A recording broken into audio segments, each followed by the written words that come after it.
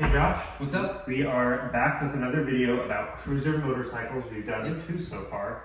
Best cruiser motorcycles under $2,500 and best under $5,000. Yes. Now we're doing something a little bit different, but still with cruiser motorcycles. Okay. We're doing the best cruisers from some of the major brands out there. So just to name a few, we've got the Japanese Big Four. We've got, Harley-Davidson. We're going to talk about. So there's no budget. There's no budget. We're just giving you the best ones from each brand. The only rules, really, for me, I would say, is the money's not a limit, but it's got to be reasonable. Like within the last 20 years, if you wanted to name a specific thing, you could. Okay. Don't name something from like 1960 that nobody's going to be able to find. Okay. Does that make sense? Yeah. Fair enough. All right. Great. So let's go ahead and get started with Suzuki.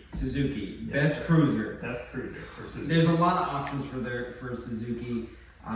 They've been making cruisers forever that have just been like run of the mill. But the one that does stick out is the Suzuki M109. Yeah. And at the time it was produced, it had the largest diameter piston of any production vehicle, motorcycle, whatever you have. So definitely the Suzuki M109. Unfortunately, it just kind of looks like a regular VL 1500, VL 1500. But it looks the part, it sounds the part, makes tons of power. Big pistons. It's cool. It's cool. It's a cool thing. Yeah. Great. Yeah. So, is there any particular year with the M109R, either to go for, to not go for, whatever's the budget, like what? Yeah, I definitely say just get the newest one you can buy, newest one you can afford. Some of the earlier models did have a few little issues that I think that they worked out later in production. So, newest one you can buy, it's a cool bike. You'll get respect. Yeah. You'll get respect from people that know. For other people who have no idea, they're gonna be like, "Oh, it's not a Harley." Yeah, it's cool. That's pretty much, speaking from somebody who hasn't been in a motorcycle for the longest time. That's pretty much how it was. Like I look on the road and be like, "What motorcycle is that?" I don't know. So it's not Harley. Yeah.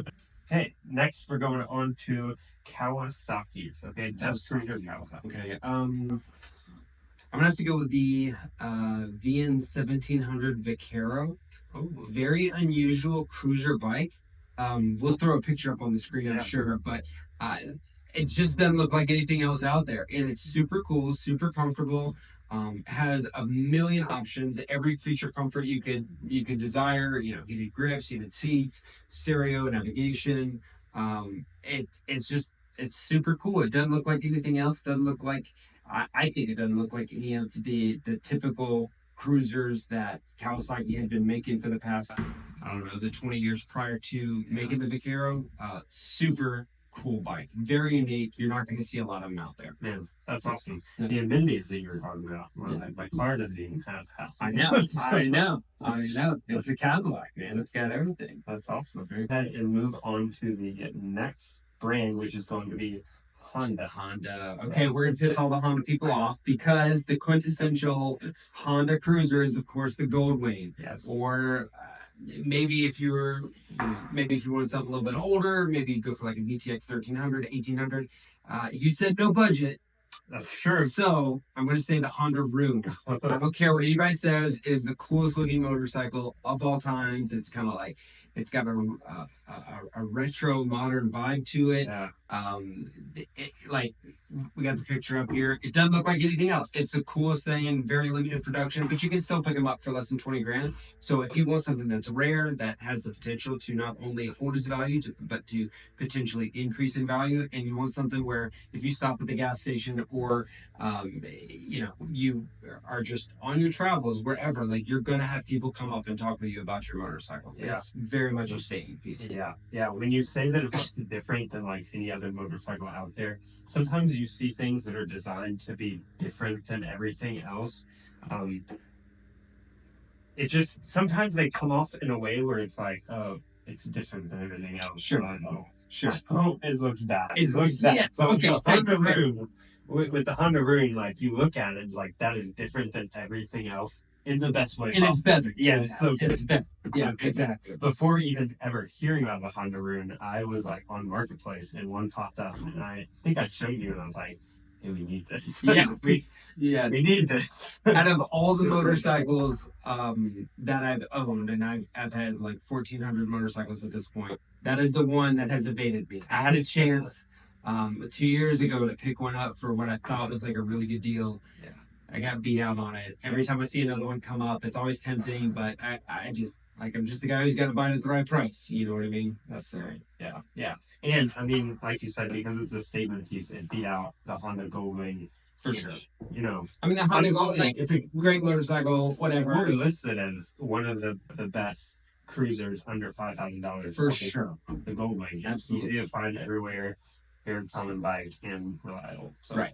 It's a bike to get you from A to B. It's not the bike to like be like, yes, this is the bike. Yes. And that's where this comes in. The money is not a problem. No, money is no object. We have all the money. It's already done. Yes, yes. And we're jumping ship from some of these Japanese bikes and we're going into BMW. You know, that's some class right there. There's some classy BMWs. So where are you going with the BMW? Okay, so the gut reaction is to say the BMW R18, which I still think you should show because this is, when I think of like a motorcycle that I want parked in my living room, this is the one. Like, this is it. This is the bike I want inside my house.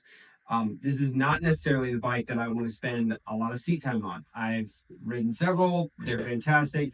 They're just not terribly comfortable. They feel a little bit antiquated. The gearbox is not like, it's not very smooth.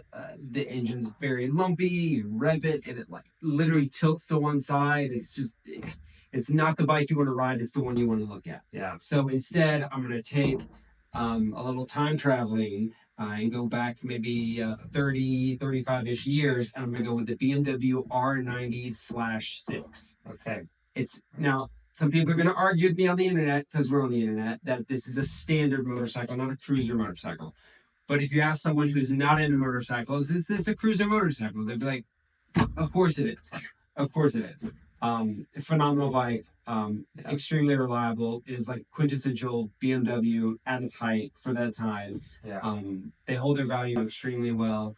Plenty of power, looks for days. Again, it's another bike where, and I always tell people, like, you'll never get girls on motorcycles. You'll get all the old guys at the gas station. So this is like the old guy motorcycle bike to have at the gas station. There you go. That's how you know you're doing well. That's how you know. That's how you know. Exactly. That's great. If you want to get girls, like, learn to play guitar. Yeah. How easy are these to find with them being like an older model? Yeah, they're getting harder to find and they are going up in value. But like, even if, so I think, 15, 20 years ago, you could get them for, 3-ish grand. Now it's probably like 7,500. But I mean, anything less than 10, I'd say, like, as long as what you're paying is commensurate with its condition, like, you're not going to lose money on it. Take care of it, do the maintenance, keep up with it. You're not going to lose money on it. You're going to do it. Great. So, older bike, you can still find them in good condition. They are going up in value. Sure. What about like reliability, parts to find? Like, is it going to be pretty easy or? So like consumable things like gaskets and clutches and those sorts of things, those you can still readily find. Some hard parts are going to be more difficult to get a hold of. They're still out there. There's plenty on the used market. For everything that we've talked about thus far, maybe other than the ruin parts are going to be probably most hard to find for this, just because it's a little bit older. But again, like, so what if you have to pay a couple $100 for some parts for a bike that's going to hold its value well? Right. It's worth putting money into it. Right. Yep. We're going now to Ducati, which south from Germany, south in Italy. Okay. Here you go. Okay. Bologna, Italy. Yes. You would know that if y'all watched my I heard that they used to make radios. They did. Radios that. and vacuum parts before the whole I'm not gonna let any more out. If y'all want to hear more about Ducati's history, go watch the Rise of Ducati. So they made vacuum. So they went from making vacuums that suck to making motorcycles that suck. Is that what you're saying? No, you're not sorry. You're just kidding. Hey, just kidding. They weren't gonna happen with that. I know. Ducati, not necessarily known for their cruisers per se, at least to an amateur like me. So talk about your best cruisers. I mean, they don't have many. Yeah. They don't have many. But I will say, like, just in the whole segment, overall, the Dialog is awesome. I love it. Try to get one that's like a 2015 and up. It's a little bit more, but it's worth it. The Diablo is just a fantastic bike. The V4 Diablo or Diablo, or like, who cares? They're freaking awesome, man. They're great cruiser bikes. Like, if you're considering one out of anything on this list, like this is like some piece. Yeah, it's awesome. Yeah. It's a good bike. Yeah. Again, when I was going through that video that we made on Ducati, I was looking at some of the newer models as well. And in the past couple of years, they've had some really cool like partnerships with Like collaboration. Yeah, collaboration. Yeah, with Lamborghini. and Bentley. Yeah. Lamborghini looked cooler Bentley, I don't get. than Ducati, if you're listening, why? Like, I don't like Bentley. Yeah. Why not Aston Martin? I don't get it. But it's a really cool looking motorcycle. Yeah. So yeah, that's just why. And now we're going to Triumph. Probably, again, it could just be because I'm a little bit of an amateur with this, but it seems like they're not as popular across the scope with these different brands we got. At least not in America. Sure. So they're based out of UK, right? Yeah. So Yeah, it's a British brand. Has been since forever, of course. And they've made a lot of standard / cruiser motorcycles forever and ever. The most modern that I admire is going to be the Triumph Rocket 3. Huge engine, 2.3 liter engine. I mean, it's basically like, I don't want to say it's a Toyota Camry engine, but it's because it's not. But it's like Toyota Camry sized engine. yeah. It's massive, but like, again, it's just kind of like a statement. It's a statement piece. Right. I think, again, just like we talked about with some of these other bikes, it doesn't look like a bunch of other bikes out there. Like, when you see a Triumph Rocket 3, you're like, oh, that's a Rocket 3. That's freaking awesome. Yeah. Really cool, but also like really refined, really comfortable. Some of these huge bikes feel like they're huge bikes when you're riding them. This doesn't feel like an enormous bike. It feels very well balanced, and it's very moderate at low speeds, which just helps with maneuverability and like actual day-to-day use. That's awesome. Which I think is great. That's awesome. Have you personally ridden? Yes. Yeah. I've ridden a few of them. Had 2 or 3. I can't remember. I've had a few. Yeah, they're good bikes. Any years that stand out with them? Or? Again, just I think the first 2 years they had issues with. There was I'd have to go back and look, but there's some issue with the clutch that caused major issues. So I think it's like the first 2 years of production. Maybe avoid that. They worked it out later on, but yeah, first 2 years they had some issues with So it. if you're going new, you don't necessarily have to be worried about it. But if you're buying used from a while ago, make sure you do your research on, what you could get yourself into. Yeah, absolutely. Get something a little further into the production run. Yamaha.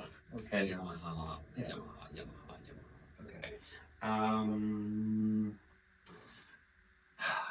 There's a lot we could say. Most people probably say the Royal Star or the Stratoliner.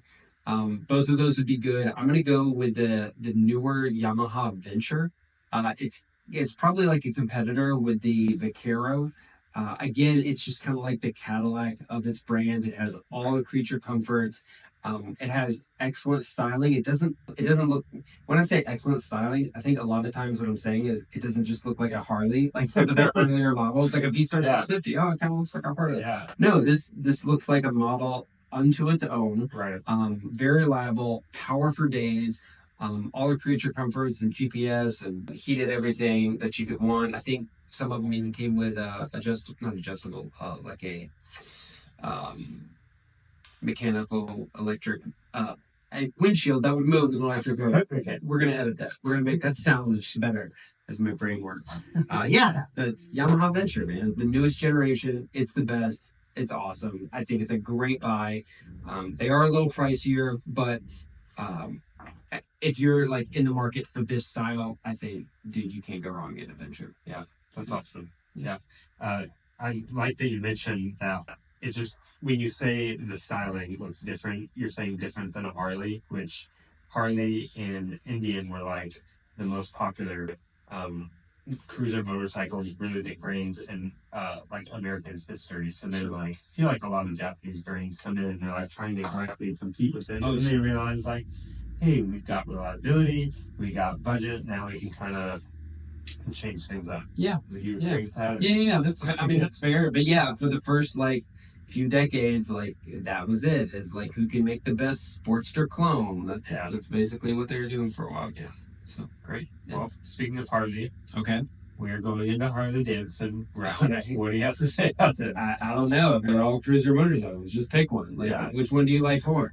You want a Road King? You want like a Tour Glide, Electric Glide? You want a, like Ultra Classic? Like Road Glide, Tour Glide, like whatever.